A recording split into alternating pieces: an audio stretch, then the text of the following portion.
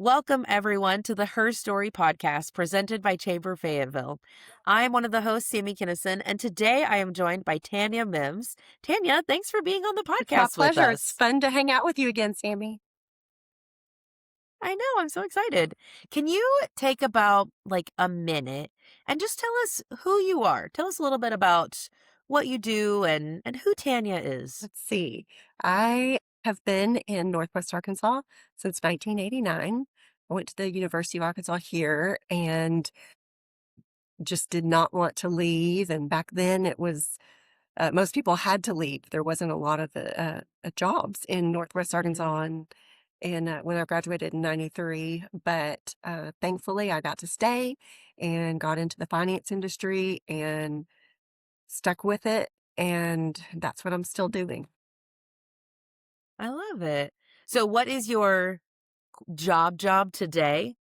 I do a little bit of everything. I'm the Fayetteville Community President at First Mhm. National Bank of NWA, and I do a little bit of lending and a little bit of retail and a little bit of marketing and a little bit of business development and a little bit of HR. And, you know, sometimes I clean and sometimes I'll buy toilet paper and, just whatever it takes. Did you sort of thinking back to that time when you were here at the University of Arkansas back in the beginning, did you imagine that you would be where you are today? Sort of where'd you think you would be? And then how is that different from where you are? Definitely not. When I graduated, I had no idea what I wanted to do with my life. I just knew I had to get a job and I needed a job fast, like any job, a job. And so I did not have the luxury of being picky. And the first people that were willing to take a chance on me was the Subaru Audi dealership it was on College. And Okay. I think my title was finance director, but internally they called me the F&I guy. And so no, I didn't think I would stay in the finance industry. I was just trying to get a job. Okay. Well, I like it. Can you maybe talk to us a little bit about what has been a hard professional season that you've walked through? What did it teach you about yourself in that hard season? So I've had several seasons that I thought were really hard. It would probably be difficult to pick the one that's hardest. But I think what I learned best is that when you have something that's overwhelming or the enormity of it all is overwhelming, to try not to look at the whole, but to try to break it down into pieces and tackle it in segments. If you can take one part of that goal and hammer it for 2 hours and get as much done as you possibly can, and then take a short break and then try to hammer another piece of it for a couple of hours and take a break, and then to just tell myself, okay, or maybe I should say ask myself, what's the next right thing? And what's the next right thing? And then just to keep asking myself that, because when I've gotten overwhelmed, then I have really struggled with where to engage and which problem or which part of this challenge is the right place to start. And so if I can just dig in and get going, then it's easier to, the momentum is easier to keep and stay on top of it. And then when you get past it, you're like, wow, I can't believe I did that. But it seemed impossible, but yay, here we are.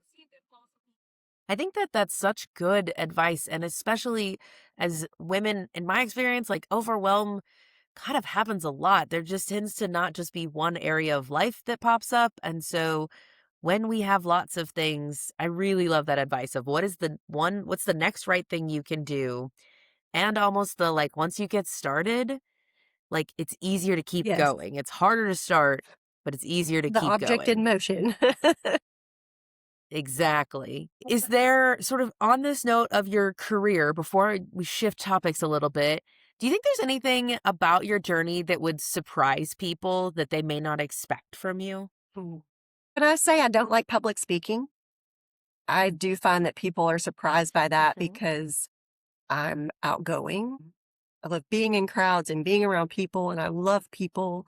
And so I think that surprises people that I don't really want to stand up and be in front of a group and give a speech or be on a panel, things like that. I don't enjoy being asked to do those things, but when it pushes me outside my comfort zone, I try really hard to say yes because I think it might be good for me. Okay. I remember the first time you told me there was an event you guys were hosting and you were speaking and you had shared you didn't really like that part. And I was surprised. I was like, "What? You're so personable. That makes I you, The one-on-one, I'm totally fine with one-on-one or small groups. I just don't want to stand up in front of a bunch of people. Yeah. Well, you do a great job anytime you've had to that I've seen you. So, There's I don't know. There you go. There's that side of it for you. Okay. You mentioned that you have been in Northwest Arkansas for a long time. What do you think it is about Fayetteville that makes people stay, makes them just, chasing to come back or even choose it? What's the special sauce of the area? What do you think it is? I love to talk about this. Every time I travel, I love the opportunity to brag on Fayetteville, and Hmm. I can tell you what I always say. And my opinion is Yeah. I love that we have 4 full seasons. We have a beautiful spring and we have a hot summer and we have the most amazing fall, and we usually get a couple of good snows in the winter, and we don't have the mosquitoes like Northeast Arkansas does, and we've got just all these beautiful hikes and waterfalls and valleys and beautiful places to go visit in nature. But then we've also got all these amenities of things that, we're not out in a rural area with nothing to do. We've got a ton of amenities that balance that. Hmm. And then I love the energy that comes with living in a college town and being around college kids. And I mean, and the Razorbacks, for goodness sakes. I mean, it's Oh, another yeah. one. So I love it all. I think we are so blessed to live here. And so that's an easy I love it. video. So here's my question. As Northwest Arkansas continues to grow and change, is there anything that you hope never changes no matter how big we get?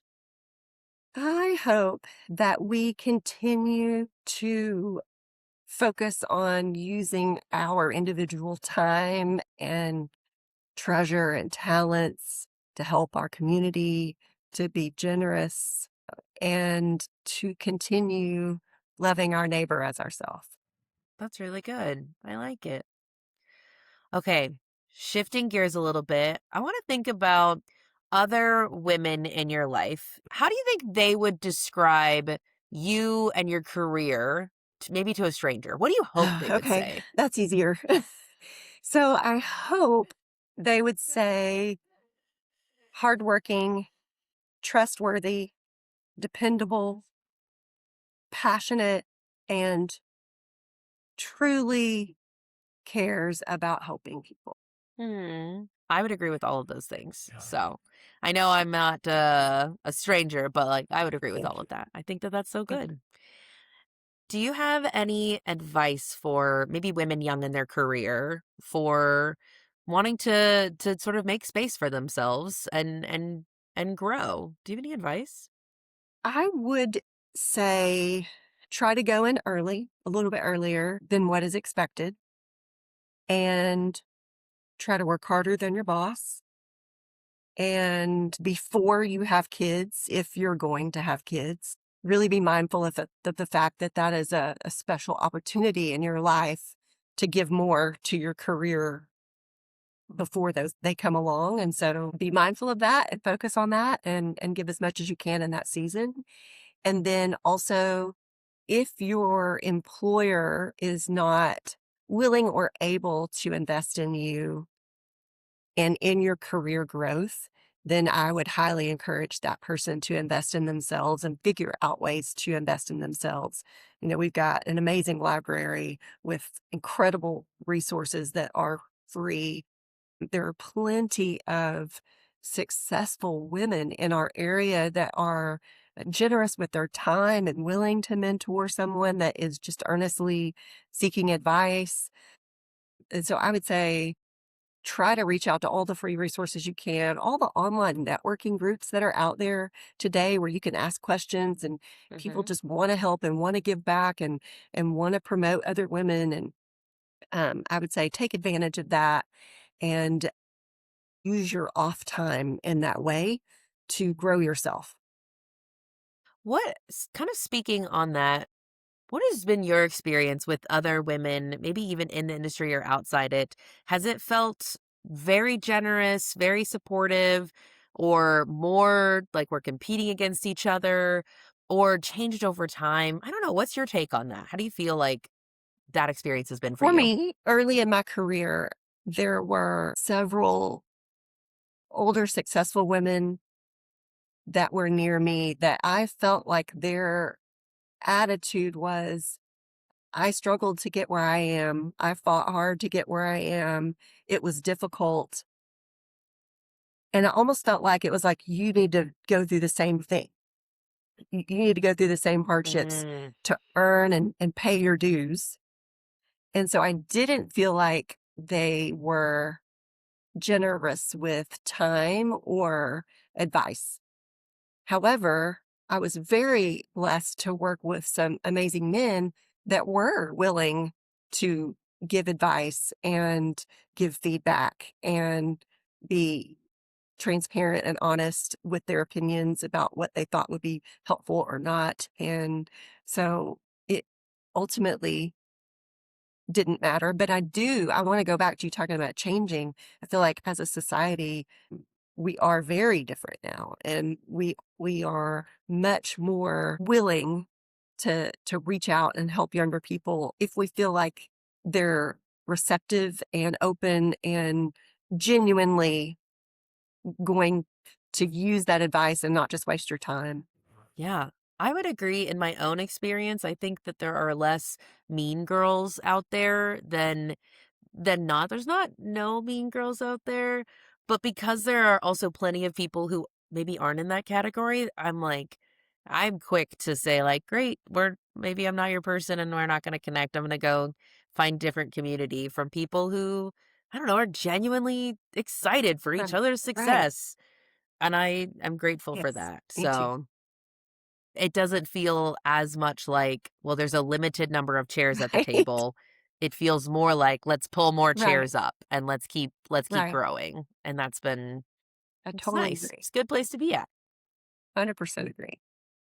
When you got the email that was asking you to be a part of this podcast and kind of help with the promotion towards the Women of All Generations event, what made you say yes? Especially if you kind of have like, I was like, podcast is sneaky public speaking because while it is just you and I here, technically speaking, you're in front of a lot of people Okay, I'm trying listening not to to remember that this. part. What made you say Um, yes?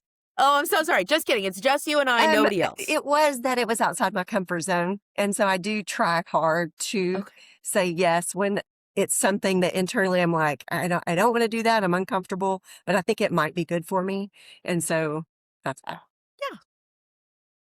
Okay. Well, thanks for sharing. I was like worried about, am I going to burst the bubble and like shatter the illusion? But also, there's something nice about podcasts that it's just a video call. We've done enough Zooms these days. We can ignore the imaginary third Oh, person in the room you that's might not listening ever to use us. any of this. Thank you. Well, I'll probably use all of it. Who knows? Okay. This is a little bit like the questions we've been talking about, but I like to bring this up for each of the interviews we've done. What are your thoughts on the glass ceiling, particularly within your industry? Do you think it's something that's still there, or do you think that not so much anymore? So, there are plenty of voices that think it is still there in my industry, and it is Mhm. something that is being talked about. However, because I have personally not experienced that, and because I have personally seen plenty of men that are actively trying to work against those barriers, and to try to notice things that may be contributing to those barriers and to make allowances. And I could give you many examples why I feel that way.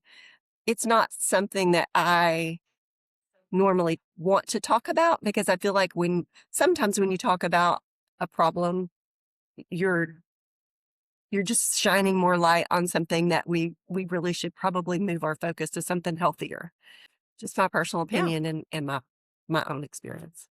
Well, and I think that sometimes conversations on problems, if you get too stuck in just the problem, well, what are we doing about it? Like, how do we shift our steps Right. forward? When somebody says, hey, here's a problem and here's a solution, let's talk about this. I think that it can be a more productive I conversation agree, but I've been in rooms to get where somewhere. people are talking about the solution and Yeah, are working on the solution and are doing things to make a difference. And so right. I feel better about it. What's so funny is that this is an audio podcast, and so what you guys didn't see is Tanya's face where she's like, kind of, like a smile, but like, come on, let's keep going. So anyway, for those of you listening, you might go tune over to the video just to notice that I was like, there's, you know, lots of extra feelings that can be communicated beyond just words. Amen. All right, we are kind of coming to the end of our podcast. I want to do a couple of like rapid fire Okay. questions for you. And now I notoriously bad at the rapid fire because I just want to ask a bunch of follow-up questions. So I'm going to try really hard to just stick with the rapid fire questions. So, first question, what did you want to do when you were a kid? What job did you hope to have in the future? Pediatric dentist. Okay, that's specific. Um Okay, great. I love it. Not just dentist, but you wanted to be a dentist for other Yes. kids. I love it. Okay, great. Beach, mountains, city, or staycation? Hello, my name is Tanya and I love long walks on the beach. Every time. Okay, I love it. Every Every time. time. I'm the same. Okay, a bonus hits your account today. You're choosing of how much. What's the first thing you're gonna do Oh, with it? I was going to say how much. Okay. Exactly. So, what would you do with it? Kind of depends on how Yes. much. Okay. So let's assume it's a smaller amount. I'm probably going to want to have some special celebratory meal out. And then if it's a larger amount, I'm definitely going to want to talk about a vacation. I love it. Okay, is there a place you would go? There are so many places I want to go that, I mean, I have a huge bucket list, but there would be a beach Yeah. involved. I'll put it that way.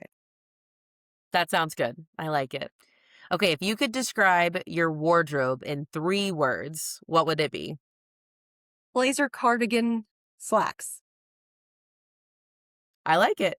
What's funny, my mom and I were talking recently about this, that most outfits, you need a third piece.